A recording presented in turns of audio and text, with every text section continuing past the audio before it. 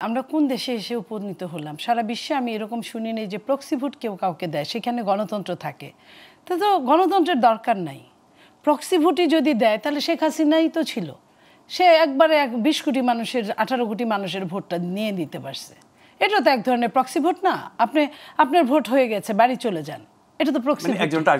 একজন দিয়ে দিয়েছে, তাহলে ভোটটা তো হয়েছে।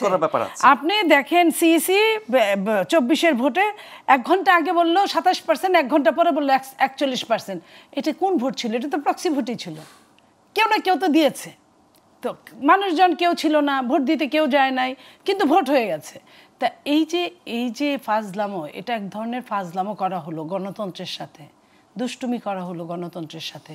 এই জন্য এত মানুষের রক্ত দিয়ে দেশটাকে বারবার স্বাধীন করা হয় না। এই একটা দেশ গণতন্ত্রের জন্য, বৈষম্যকে দূর করার জন্য, শুধুমাত্র গণতন্ত্রের জন্য, যে আমি সমানে সমান, আমিও যা আরেকজন উনিও তাই, এটার জন্য পাকিস্তান থেকে বাংলাদেশ হয়েছে। তারপর আবার স্বৈরাচ শাসকের হাত থেকে বাঁচানোর জন্য আবারও আপনার ৯০ আবার স্বাধীন হয়েছে। আবারও ২৪-এ অনেক রক্তের বিনিময়ে আপনার আবারও এই দেশটা একটা জায়গায় এখনও যায় নাই, যাওয়ার পথে। যদি এই ধরনের দুষ্টুমিগুলো করা হয়, তাহলে আমি বলবো যে সরিষার মধ্যে যদি ভূত থাকে, তাহলে তো আর ভূত তাড়াতে পারবেন না সরিষা দিয়ে, অন্য কিছু দিয়ে তাড়াতে পারেন। এই যে সরকারটা, এই সরকারের মধ্যেই আপনার পতিত স্বৈরাচারের ভূত নিহিত আছে। যারা এই ধরনের কথাগুলো বলছে, আনছে, কি কারণে আনছে তাদেরকে বুঝিয়ে বলতে হবে। আপনি বলেন আমি বিদেশে, আমি ভোটটা দিতে পারলাম না, আমার ভোট আমি যদি আপনাকে নাজমুল ভাই এটা বলি, যাকে অথরাইজ করবে সেই দিতে পারে। নো, আমি এটা যদি বলি, একজন এরকম বাংলাদেশে এরকম নজির আছে, এক চেয়ারম্যান ফেল করেছে এক ভোটে, পরে জানা গেল তার স্ত্রী তাকে ভোট দেয় নাই।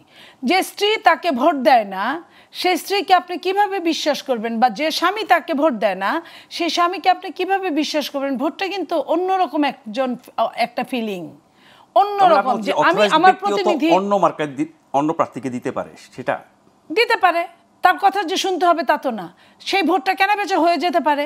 সেই ভোটটা যে আদৌ দিবে, আপনি মনে করেন যে যারা বলছে এই মুহূর্তে নির্বাচনের সময় না, এখন সংস্কারের সময়, এই মুহূর্তে নির্বাচনের সময় না, এখন আগে পতিত সরকারের বিচারের ফাঁসির সময়।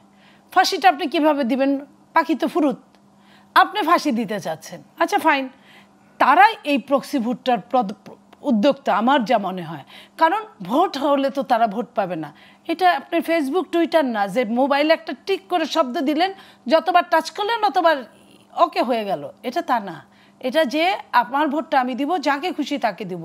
তাহলে যে ভোটটাকে নিয়ে এত ষড়যন্ত্র, যে ভোটটাকে নিয়ে এত অস্থিরতা, যে ভোটটাকে নিয়ে এত রক্ত, সেই ভোটটাকে আপনি প্রক্সিতে ফেলে দিলেন।